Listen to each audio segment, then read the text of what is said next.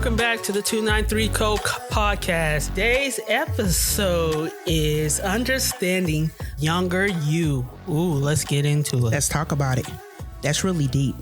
Understanding the younger you is very important because as you grow up as an adult, there is so many things and so many challenges you have in your life, and you ask why, or you don't understand it because you're so busy putting that wall up to protect your own needs. Mm-hmm. And people on the outside may think you're being selfish or ungrateful or feeling like you're attacking them. Right. But it's really because you're really trying to understand the younger you. Because you think about it, when you go through childhood trauma, you may not understand what you went through until you get older in life. You know what I'm saying? Real old. And at the same time, sometimes it doesn't come out until most of the time until you get into a relationship or you evolve yourself around other people. You know what I'm saying? So yeah, that's true. We skip that part to where we never understood our younger self.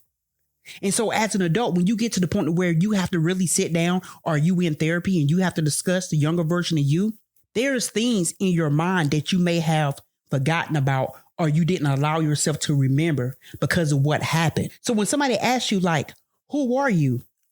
Sometimes we can't answer. Yeah. I know for me, I tell people, hey, I'm still learning myself because I thought that when I was younger, I was learning myself from what people told me I was, but I never based it off the childhood trauma. Okay. The childhood trauma is what made me. But if I'm trying to be a better person, I got to go all the way back to the beginning and dissect what happened, talk about it, understand it, and then choose what I want to take out of that to become a better me. But not just to become a better me, but for me to understand who I am. So understanding your authentic self. Right. And what does that really mean, though? Like looking at yourself in the mirror and breaking down every aspect of you. But you have to do it in a way to not what people told you and what people see you as. See, I was doing it all wrong all these years because you know what? I went off based on what people told me. Okay. You see what I'm saying? Like, give examples. Like, when everybody say, oh, you're a nice person. Oh, you have positive energy. Oh, you're this athlete. You know what I'm saying? I try to live up to everybody else's expectations that I didn't have the mindset of my own to become my own person. So it was like when it came to like, a child, that has a good childhood or, it's okay of a childhood, but no trauma happened. You know what I'm saying? That child is more likable to be able to make more mistakes and get away with it and just be talked to, but not really understand what really happened. Cause it's just like, oh, I got in trouble, but it's no biggie. Right. There was no trauma with it. As for when a child go through something terrifying or traumatic, what they taking with them is that fear. But it never got talked about, but it lingered around. And so what happens is as you get older, you become very protective of yourself. Yeah. You lose trust. Yeah. You gain fear. You know what I'm saying? And we don't realize it until we get to being an adult. Like, man, my life is really fucked up right now. Why am I sad all the time? What is really going on? And you try to get feedback from other people who don't understand you because you don't understand yourself. So then what happens is you go to the catering of need to make sure that everybody around you was good. Yeah. But the problem is you never took care of yourself when you was younger because you wanted to be validated and you wanted people to understand the hurt and pain that you went through. But at sometimes when you caught into a traumatic childhood trauma situation, you have to learn how to grow the fuck up, deal with it and keep pushing. Yeah. Because if the people around you, if that's their mindset, you're not going to get the help that you need. You're not going to get the understanding. You're not going to get the validation that you need to be able to grow. And it's sad that it's a higher percentage of us that is learning how to figure life out, learning how to adult, learning how to take care of our own personal needs, learning how to listen to our body, learning how to be able to say, you know what? I need a self-care day. I need to take care of me without the need of somebody else telling you, trying to validate what they think you may need to make you feel good. If you can't make you feel good, then nobody can validate you as a person because it's got to come from within. I mean, we're taught, we learn, we're taught that, because we see our parents or adults go through similar situations, and we see, oh, they get in a toxic situation. At the time, we don't know it's toxic, but we see, oh, this person this is how they soothe that person, or this is how they love that person, and so that's what we learn until we get older. And like you said, we get in a relationship, and then, we go through these stages of your honeymoon stage, and then you go to that second stage where you're triggering each other.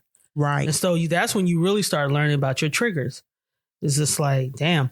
So that's when the inner child starts to come into play. And then the younger version of you, what happens is just like you said, relationships bring a lot of shit out in people. You know what I'm saying? Sure, like, if you want to learn about yourself, just jump in a relationship. You know what I'm saying? Like, real talk. Motherfucker too. Yeah, get you somebody that's toxic, because I'm telling you, it be that trauma bonding, and you're going to go back and forth, and it's like bouncing the ball off the wall. Mm-hmm. But the thing of it is, though, is that it's sad when you start doing your work. You feel really sad, because those moments that you have in triggers, those moments where people say, oh man, you just so irritated, and you always frustrated, or you always attacking people real fast. Mm-hmm. You know what it is? You see me as an adult, but that's the inner child in me, the younger version, that's really screaming and yelling and want to be validated and want to be heard. So it get intertwined. Yeah. Because as an adult, you feel like you tell yourself, I'm grown now. I'm not going to let nobody hurt me. You know what I'm saying? I barely trust people as it is. You become your own protector. So who going to have you? In an unhealthy way. Exactly. But then the thing of it is that you got to dissect it to understand, like, hey, it's okay for me to be able to express myself. It's okay for me to have feelings. It's okay for me to be validated. But at the same time, I don't have to always be right. Mm-hmm. You see what I'm saying? Right. But the thing of it is that the younger version of you never dealt with it. And you see yourself as an adult looking at the younger version of you, and you start dissecting everything that was wrong. And you got to really like sit down and stay in tune. Right. To figure out what happened, who you was, how you were. That younger version of you is still you. Mm-hmm. But for you to be able to understand your younger version, it's only going to make a better you. But you know what I'm saying? Just like the younger version of you, when you have to really face that, it's hard. When you start going through life struggles and you think about like your past, life, as far as like the younger version of you, is really devastating at times, because sometimes you wish you can go back and stand up. Sometimes you wish you could go back and change the scenario, But it's like, if you don't deal with yourself, the younger version of you is always lingering around saying, help me. Because sometimes when you lash out, that's not you lashing out. That's the younger version of you lashing out. And then when you feel bad about, man, maybe I could have handled that situation differently, but that's the child in you that's coming out. So sometimes we have to learn how to change the narrative and really think things through. Right. We have to be aware of our surroundings. We have to be aware of what's going on. So, I mean, dealing with the younger version of yourself is really hard, especially when you start therapy, because you have to be comfortable enough to be able to dig deep and want to be able to figure out, like, hey, this is a part of me. I'm going to take the time to figure it out. I know it's going to be hard, but it comes to a point in life where it's like, there's no turning back. It's either you deal with it or you keep going on living in this pattern of fear, being stuck, confused, not knowing whether or not life is going to get better. So I got a quick question. Well, it's a conversation question. Okay. So here's a thing for me. Like, how do I reparent myself, my inner child, right? What needs weren't met? So for me, I think about what needs wasn't met for me. Validation. Yeah, I think that goes for a lot of us, is validation. But I got a question for you, though. Mm-hmm. The question is that when you look at your younger self as an adult today, what is some of the things that you realize that you struggled with your younger self, that you wished or hoped that you could have changed back then? Self-love. Explain that. I think instead of me trying to get everybody's approval and want to be seen and heard, like just giving myself that self-love, that self-worth, and letting myself know that, you are special, you are loved. Like, it would have been different for me. It definitely would have been different. I would have had, in my younger days, even though as a star athlete, I wouldn't have to wear a mask so strong. Right. So do you feel like you wore a mask as a young child? Oh, always. At what age do you feel like the mask came on and wouldn't come off? Well, the mask was on from, oh man, it was an early age. I want to say about, I'm going to be honest with you, I'm going to say about 4 probably. And probably younger than that, because you're always looking for your mom's, your father's, or, that authority figure's approval. Yeah, that approval. So I was always looking for that approval. I was always trying to prove myself, that, I was worthy, that I was as smart as my cousin. And now I've realized I am actually more smart. And then just like trying to, I would see my cousins get special treatment and I would want that special treatment. So as an early age, I was probably wearing a mask, just trying to get approval since probably 4 or younger than that. And then the mask didn't come off until about 40s.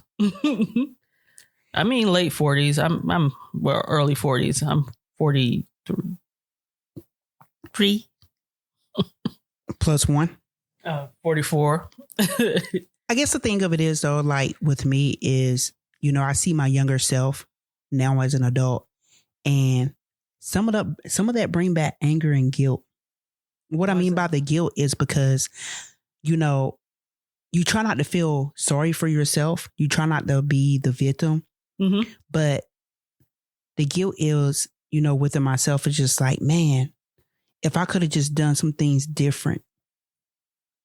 I feel guilt for myself because I'm just like, if I would have been able to have the opportunity and been able to have a voice to be able to just be open and free to explore who I was as a person, mm-hmm. It makes me wonder like what I would have became into going into adulthood. Yeah. You see what I'm saying? Mm-hmm. But it's like when you are already a full-blown adult and you still having to transform yourself into who you want to be as a late bloomer, you run into so many speed bumps and so many different complications where you have to slow down the transformation and go back to your younger self to realize, why is it that I get angry so much? Why is it that I'm irritated? But, you're trying to problem solve so much of your younger self because your younger self never go away. Mm-hmm. See, the problem is that we grow up and we get stuck because you stop growing. Once you become an adult, you permanent, right? Mm-hmm. But the problem is that your younger self is still there waiting to be dealt with. So it's like your shadow. It's always following you. It's always reminding you of things that you thought you may have conquered or overcome. But your younger self is saying, no, you didn't. You're still here. Mm-hmm. And so a lot of times, like I said earlier, it's brought out when you get in relationships. Mm-hmm. It's brought out when you have to engage with others. It's brought out when you're alone, because whatever you didn't deal with within your younger self, if you haven't dealt with it, it's holding on. It's like your twin. Right. It's a part of you. But also it's the biggest fear of having to sit down and face yourself and ask your younger self, what is it that you needed? How could it have been better? Mm-hmm. And then you got to ask yourself, how can I move forward?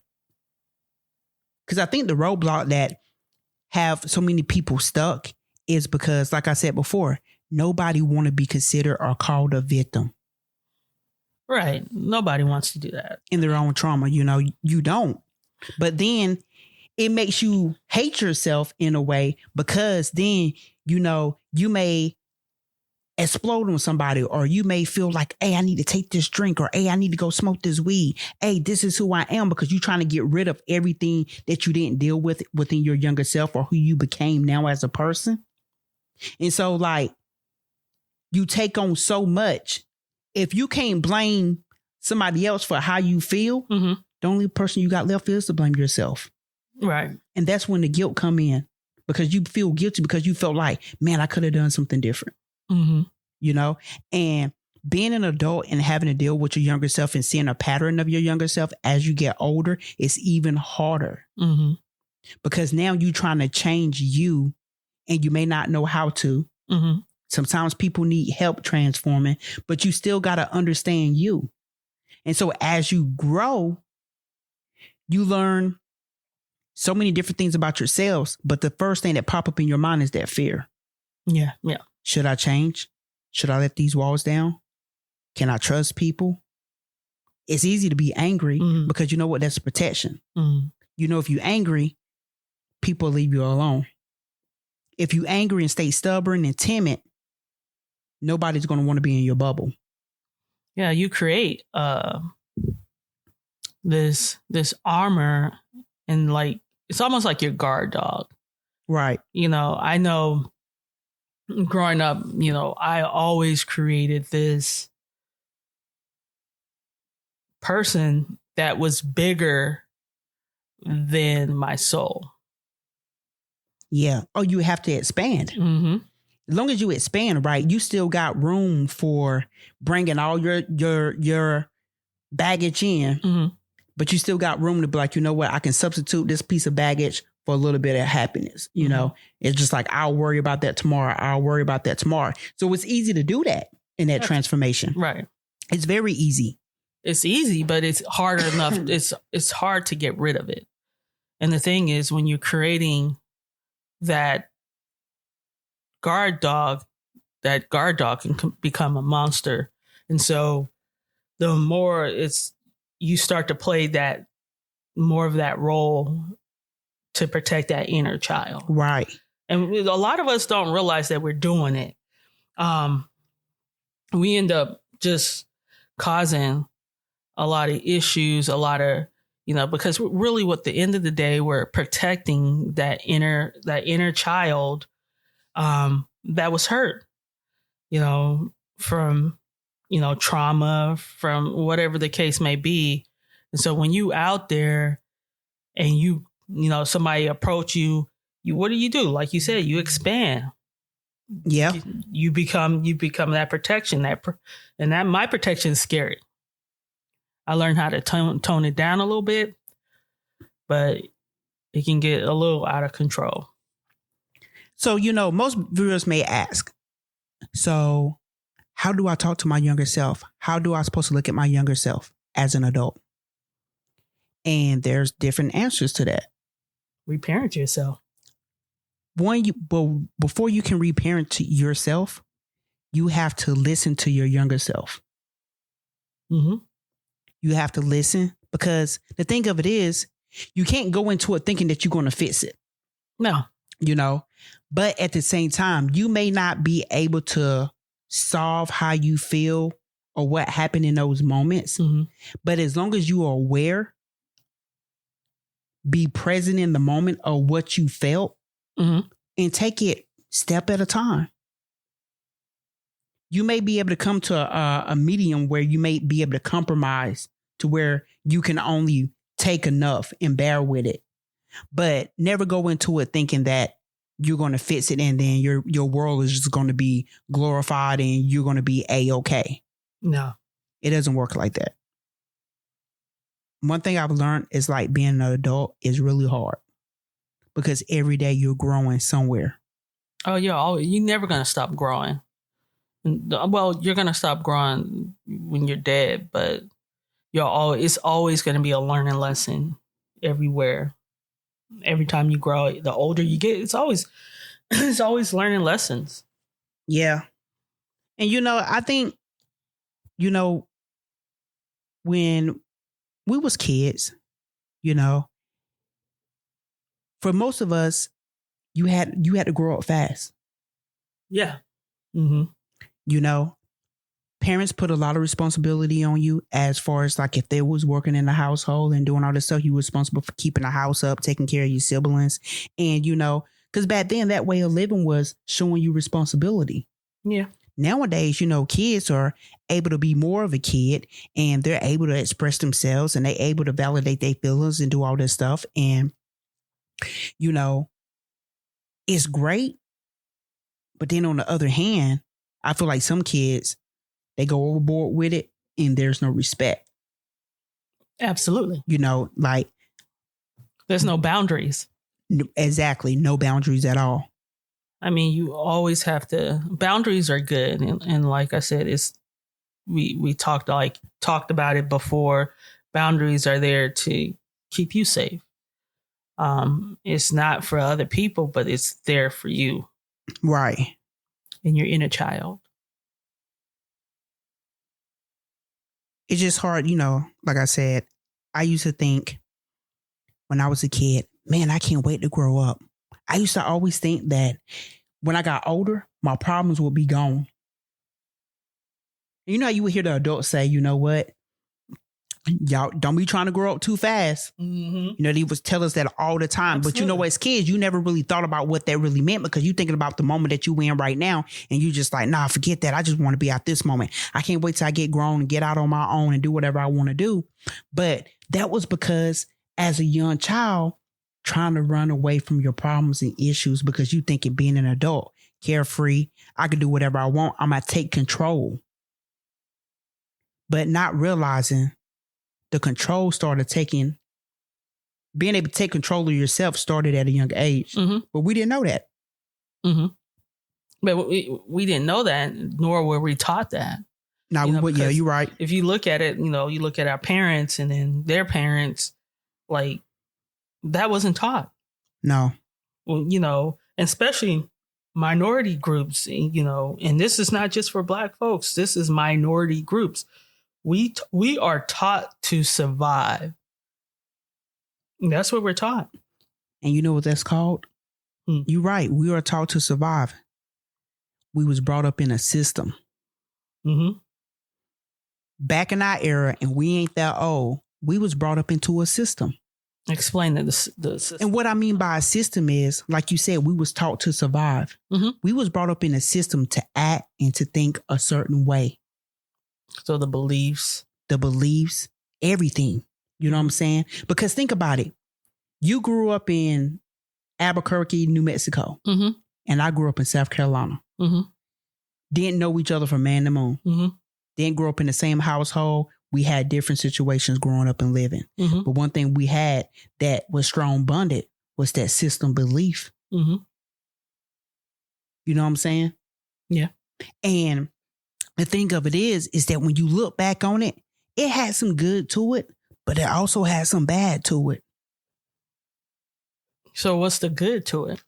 The good to it is that everybody had that one grandma in the home that was like the head honcho of the family. You know what I'm saying? Matriarch, yeah. Yeah, it was either it started with the grandparents. Mm-hmm. Either it was the grandma or the grandpapa. Mm-hmm. You know what I'm saying? One of them, like you said, the matriarch. Mm-hmm. And you know, how they raised their kids and how they grew them up and the beliefs that started from the head honcho, mm-hmm. it expanded. But the thing within that time, though, was they didn't have time to express about feelings because, like you said, it was about survival. Yeah. You did what you had to do. Like, you know, if you sit there and you complain about something, they throw back in your face, I worked the amount of these hours to do A, B, C, and D to get us here. There is no reason for you to have a complaint. You got a roof over your head, clothes mm-hmm. on your back, food on the table. It wasn't about feelings. You couldn't explain that. Mm-hmm. If you was crying, it was like, why? I used to grow up confused because I'm just like, oh shit, I'm not allowed to cry. Mm-hmm. No, absolutely. Because crying was a bad thing. Right. So I shut that part of me off. And I wore this armor for so long that when I got to be an adult and I'm just like, I got to feel, what's that? That's to me, that showed a sign of weakness. Mm-hmm. You see what I'm saying? So it was like trying to reintroduce myself as an adult. But I had to go back to learn how to be a kid first. Right. Because trying to be a kid, I was living in fear. Right. You know, from everything else that was going on around me, trying to make sure I did everything correctly. It was like being a damn factory worker, and I wasn't even getting paid. No, absolutely. Yeah. You know, so growing up, my life, I turned into a caretaker for everybody because you didn't want nobody to be mad, whether you knew them or not. Tuck on everybody else's energy, tuck on everybody else's problems. You know what I'm saying? But that was not the way I was supposed to be able to feel. So when people ask me, how are you feeling today? Or how are you? That was foreign language for me. I only knew one word. Well, two. I'm fine. I'm good. Even when I wasn't. Because I didn't know how to express myself to tell people how I was feeling. Right. When I would see other kids cry or I would see other kids express themselves, I'm looking at them like, how can they do that? And they okay with that? That's embarrassing. To me, that was a shameful act. I'm like, they should be ashamed of themselves. Right. You see what I'm saying? So that was like something that, you know, stuff that was supposed to be taught. We didn't learn. Damn. Because the one thing that people would tell us, you know, I love you because of the things that I do for you. So it was always about action. But how was you supposed to know the difference? Absolutely. You see what I'm saying? You seen your parents work hard and nobody ever take that away. You seen your family members work hard. Like you said, it's a system that we got caught up in. And I think, you know, and I know we talk about, you know, our parents, but, you know, looking at it, you know, where they coming from a different era, they didn't have room. And even as a child, they didn't have room to cry. They didn't have room, especially as, you know, Black women and just Black people, period. And I can say minorities because there's other minorities that have been in similar situation like Japan, Korea, and Asian population. They didn't have room to show emotions and, you know, cry. It was just like, you know, we're here to survive. Hopefully that we don't, you know, and parents like, I don't want my child to end up dead. And so they're doing their best and they have a mask on and it becomes a part of who they are. And so over time that is passed down, like you said, to in the system to your children, and it keeps passing down. And now people are waking up and saying, you know what, this didn't feel good to me when I was young. And then, you know, of course, your parents become very defensive, and it's not taking a hit at your parents. It's just that y'all didn't know what to do, nor did you know how to express your own emotions and your own feelings. So, you know, but you're in a different time era now. What are we going to do about it? And I mean, you see some parents, you know, that they raise their kids a certain way, but then when it comes to the grandkids, they treating the grandkids, you know, and allowing the grandkids to have expression. And the grandkids are allowed to be heard. Right. And then you hear the kids say, man, I didn't get that growing up. What happened to all that? But you know what? Some people are starting to grow with the times. Yeah. But one thing that I would tell our viewers, though, is when, you know, going back to the younger self is that how do you deal with your younger self? And one of my advices that I would give out to people, because I had to do this with my own experience, is be gentle with your younger self. You have to be gentle because it's so easy to not want to listen to your younger self and be upset and mad and frustrated. And you get down on yourself because of things that you felt like you should have been doing or you didn't do. And you feel like you missed so many opportunities because you're going to realize opportunities that you missed in that moment, but it's too late for you to go back. Yeah. You become scared. Yeah, you have to be gentle with yourself and you have to actually listen because it's so easy to cut your mind off because when you're young and you're growing up, things that happen to you, you only gonna remember bits and pieces. Oh, yeah. Our mind only relies to remember what it wants us to remember, but our mind will stick with that trauma. Oh, the trauma always come. Is the positive, it'll shine bits and pieces. Right. But that trauma, because it was a part, it graves your emotions, your feelings, your fears. It really played on those major things. It's always going to come up. You never forgive that.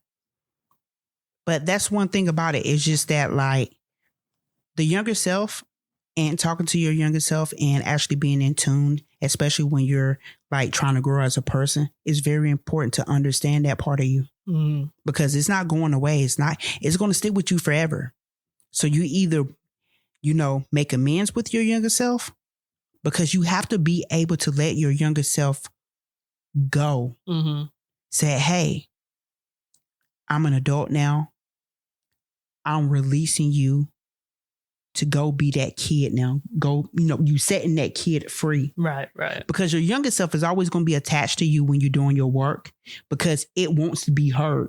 No, you're absolutely right. And you have to allow your younger self to have a voice. But when you do that, you have to actually put in that work. You cannot be in denial about the situation. Absolutely. That being said, let's go down a couple mantras for your inner child to work on. So these are beautiful ways to create a positive self-dialogue. Once again, self-dialogue to yourself. You are safe. I love you, and I'm not going anywhere. So you can tell yourself in the mirror, pretend you're looking at your inner child. I'm sorry you were hurt, abandoned, mistreated, and I'm going to protect you. You now. Let me re-say that. I'm sorry, guys. I apologize. I'm sorry you were hurt, abandoned, mistreated. I'm going to protect you now. You are perfect just as you are. It's safe to feel what you're feeling. Your emotions are beautiful. I see you. I hear you. And as a parent, I'm going to take good care of us. Your joy is beautiful. You have full permission to play, be silly. That's a mantra. Look in the mirror. Tell yourself those mantras, or you can come up with your own mantra that makes you feel like, you know what? I need to speak on this to my inner child. Do it. Yeah. If you want to go out and let's say you very headstrong, I just got to get things done. I want the world to see me. No, take time out. Have compassion for yourself. Work on self-love. Say, you know what? I'm going to do something me day, a self-care day, right? A mental health day is what we call it. Go out and do something fun. If it's, if you want to say, I never act silly because, I'm scared to, do it. Right. Do some silly shit. Get adventurous, for the long time, fear held me back for so many years. Because every time I had a traumatic experience, other fears factor would pop up. So even as an adult now, you know what I'm saying? I just now started back being able to let some of those fear guards down. For an example, with my cell phone. You know how most people can't go without their cell phone because of technology and stuff like that. That's true. Mine's is not that situation. My phone is like my lifeline, because I'm just like, man, what if something happened to somebody? I need to have my phone. Right. Every time it vibrates, I'm like, oh, I got to get my phone, because I'm thinking like, oh, what done happened? Somebody done died. Somebody done passed away. That's a fear. You know what I'm saying?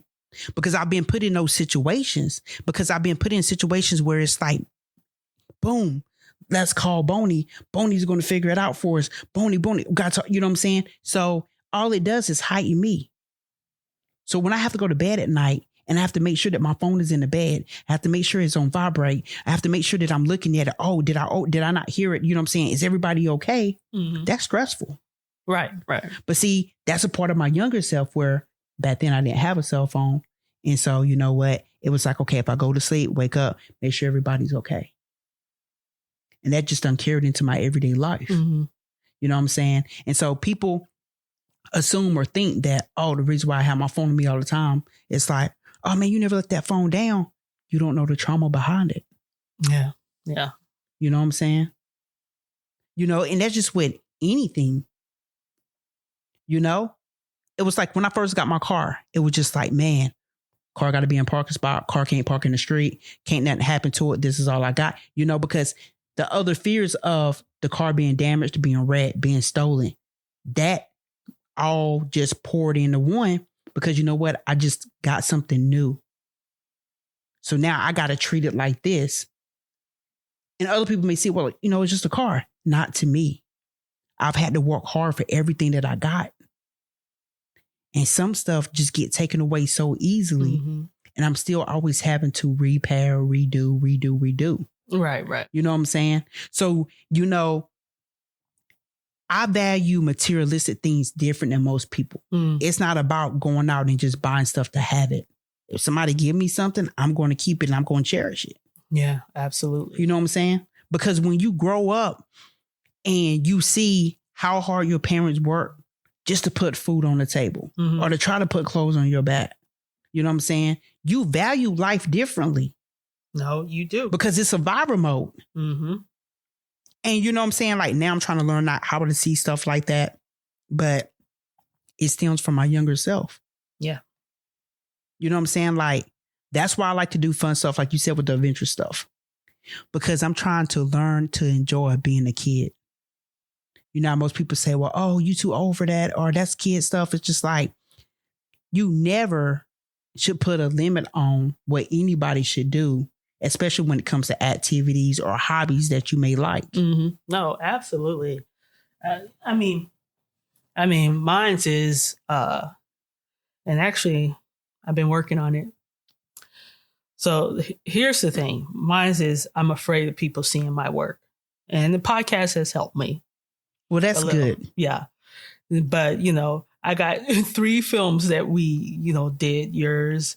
And then, of course, football that's sitting on my computer and I'm afraid to roll it out. I need to roll it out. And I'm going to do that. And I also, we're going to get real uncomfortable here because I am attacking my inner child doing this. Right. Is we're going to start filming. So I need some actors, actress, if you're, you know, want to act or you think you can act, give us an email shout out. Casting call will be coming soon. Yeah. So, you know, these are things that I need to work on. And I know it really is stemming from my inner child.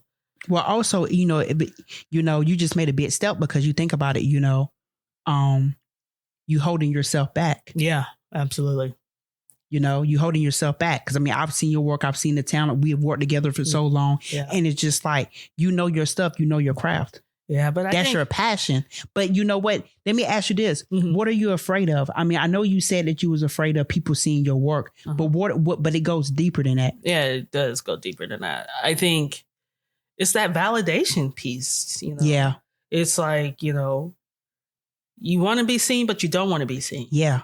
And so it's like, you know, putting my work out there. It's like, really, what are people thinking? And then I'm learning that it's not about what they're thinking. It's about what you think and how you feel when you put it out.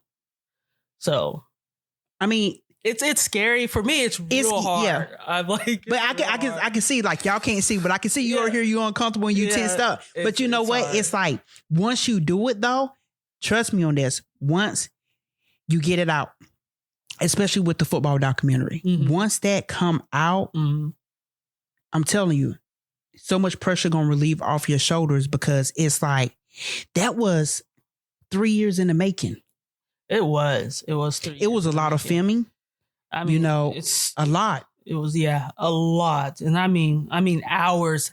I mean, not just hours. It's hundreds of hours of filming. And, I'm just real critical of myself. And it really boils back down to my inner child and just that validation, Yeah, but at the same time, I mean, with this documentary, it's going to be raw. It's going to be real. But, it's one of those things where it's just like, I can't change people. You can't change how people act and how people feel and how people going to actually see themselves on TV, because, I mean, this is not scripted. This is like real life shit. Yeah. It was like this documentary is all in, up close and personal. It is. I mean, and I think for it's crazy. Players who going to see themselves, maybe they see some life changes and stuff they need to work on, because, I mean, it's up person close enough. I told that all up. Yeah, you did. They definitely need to do some work on themselves. I mean, but yeah, absolutely. I've been working on that in therapy, and realizing that's part of my inner child issues. And it's scary. It's scary. And I can feel the tightness in my body. Yeah, I can see you straighten up, you tight. Yeah, but I mean, you know what? Actually, I'm excited though, because I feel like now people can actually see like your work up close and personal, and people, to start taking dominating forces serious. Yeah. Yeah. Because I mean, like I went through the same thing with you. I mean, I wrote poetry for years and nobody ever knew. Yeah. I never told nobody. Yeah. I didn't. Yeah. Nobody knew I wrote poetry, but everybody knew I played sports. Man, you've known me since 2004. Yeah. And I didn't know. You didn't know I did poetry? Not at all. Until we did a show. The first show. And I fucking dropped the mic. And y'all, the funny part about, let me tell y'all about this story. So here's the funny part about the story.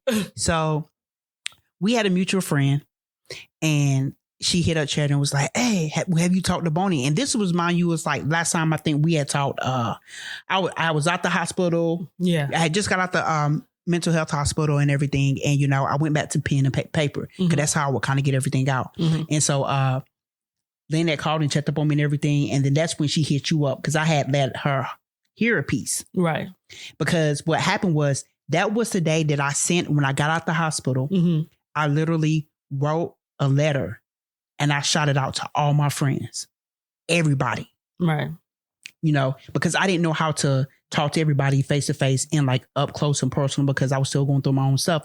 But I knew I could put my feelings on pen and paper and they would actually hear what I'm trying to say. Right. And so that was when Lynn hit you up. And so I'm thinking that like Lynn had gave you more detail about like, because Lynn knew I did poetry. She was the only one that knew. And so, y'all, the funny part about it is me and Charity met up, and Charity was like, we was at the coffee shop over here on 6th Ave. Yeah. Remember? And Charity was like, so, hey, what you want to do?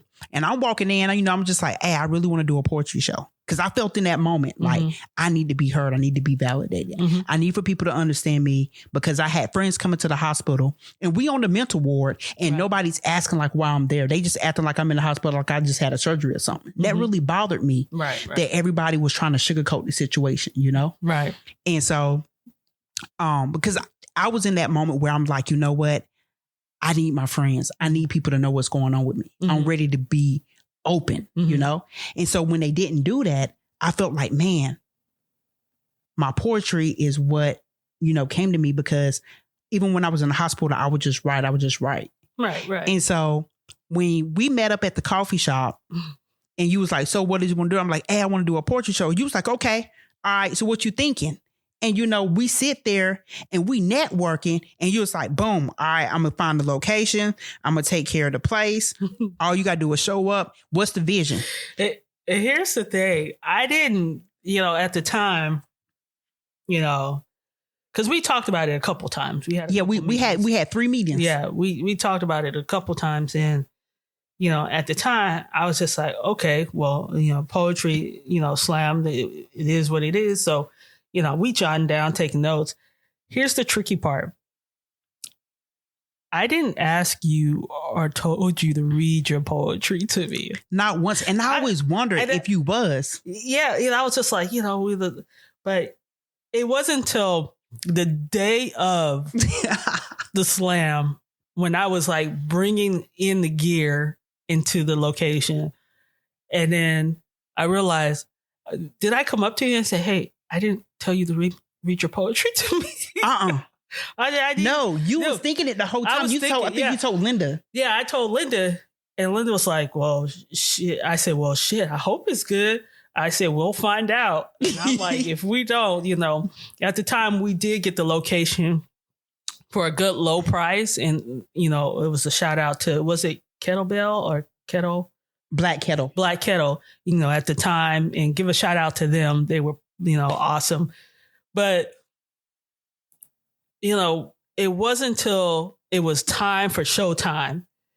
When I hit the cameras and everybody sitting down, and it was pretty packed. And I think that's what got you nervous, because you were just like, okay, this is the first one, people gonna come. But y'all, it was so packed that they stayed open an extra 4 hours. They did. And then people were standing outside on the back area to be able to listen to me do my poetry. Like, they was over capacity. So I was thinking, I was like, man, these people then came, and so it wasn't, I was like, oh, I saw Lynn come in. I said, hey, Lynn, and so I said, hey, you said Bonnie could do poetry real good, right? And she goes, yeah. She real good. So I said, oh, okay. So the camera starts, Bonnie comes out, right? Does her poetry. When she first started doing her poetry, the whole room was quiet. And I'm going to tell you this, I forgot to record.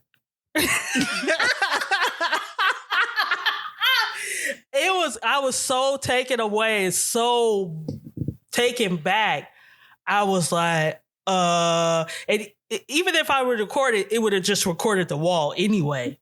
Because I think I ended up turning the camera and I was looking at you like, what the? And then one time you said when you was recording, you had the camera looking at the floor. Yeah, it was looking at the floor, and I was like, what the fuck? And I was like, And then that's what after the whole event was done, you said, Charity, you know what? You didn't ask me to say my poetry. And I said, yeah, I know. You say, I can't let that happen again. If we ever do another one, we invite people. People. We got to make sure they know how to do poetry. And I'm like, yeah, you might want things. But you know what? But see, that was one of the things, I knew I was just every time we had a meeting, I was like, she never asked me to recite any pieces. But see, my thing of it is just that I recite better when I'm in front of people, because I actually can talk and not fumble over my words. Right. And I'm in a different mind space. Right. But I know every time I've done a show, I always at least have 2 to 3 people come to me saying they felt that piece. They felt like I knew them, they knew me, we was talking to each other. And that's what my poetry is about. You know what I'm saying? It's it's not about getting praise. It's not about, people saying, oh, it's good. It's about understanding. Yeah, it's about it. That's what I do it for. Yeah. But that was our first show, wasn't it? That was the very first one ever. Yeah, that was wild. I'm gonna be honest, because we did the layout the night before just to make sure. And then Aaron Burbank, I'm gonna give a shout out to Aaron Burbank for coming through. Yep. He did his part and just was our commentator. We had Kim Archer. Shout out to Kim Archer. So, it was a really big poetry slam, bigger than we thought it would be. Way bigger than what we thought it was going to be, because it was our very first one. It was so packed, and we still, even after the show, we still had people coming in who missed the show. So, oh yeah, and that's the thing too. We didn't account for bystanders coming by and coming in, and the owner was happy because they made a lot of money. They made a lot of money. They wanted me to start coming on Monday nights to do poetry, and I was just that's not really kind of my forte. I just do my thing, and because I'm my poetry is more sentimental value to me, But the thing of it is that what we really got out of that I really loved was when the poetry show was over, nobody left right away. No. Everybody stayed and congregated with each other. all in one room, and half of us didn't even know each other. Yeah, absolutely.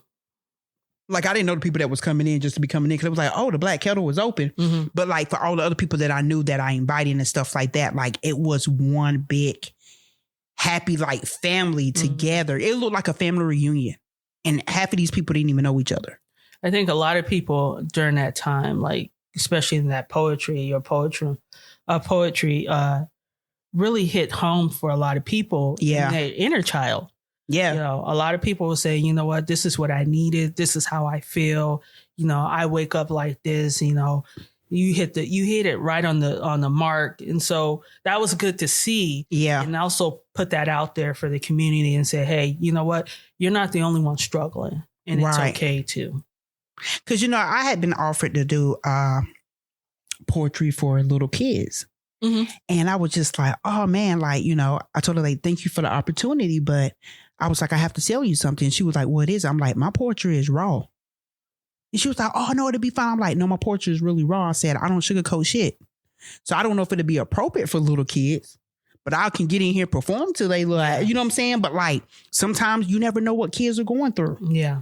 You know? And so like the age group would have been ranging from 7 to on up, but it's just like at the same time, I'm just like, you know, I'm not going to change who I am. Yeah. Because you know what? It's like this. Some of my poetry is dealing with the inner child. Mm-hmm. It's dealing with my childhood and what I went through. You know, everything that I talk about come from personal experience. But at the same time, I can't sugarcoat that to benefit this need. Absolutely. You know, and that's one thing, you know, also with the poetry is just like, be who you are, be raw. People going to call you stubborn. People may call you selfish, whatever. But at the same time, if you hold yourself accountable for how you acted, and maybe you can realize later on, like, hey, you know what? In that moment, I was selfish. You absolutely right. But I'm not a selfish individual every day.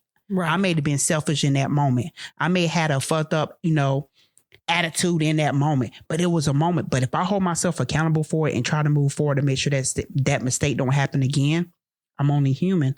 I'm learning. That's absolutely, you know, and that's all you can do is learn and take accountability for your own actions and just be responsible with it. That being said, I want to thank everybody for listening, and our new listeners once again. Yes. If you want us to talk about something, please, you know, add into the comments or, add in the comments what you want us to talk about. We do check our comments and want to thank you guys for commenting. And if you want to come onto the show, once again, let us know. Hit us up in the comments. We'll link up and we can see what we can do. Other than that, and I want to give a shout out because this topic that we talked about today came from one of our followers. So that's why we discussed the younger inner child, the younger version of the inner child today. So I just want y'all to know, we do listen to you guys. We do try to give you guys topics that you want to hear more about, or just like Charity said, just let us know. But I want to give a shout out to that listener and let her know, like, hey, we heard you. We talked about it. If you have anything else you want us to talk about, just let us know. Yeah, absolutely. That being said, thank you for listening.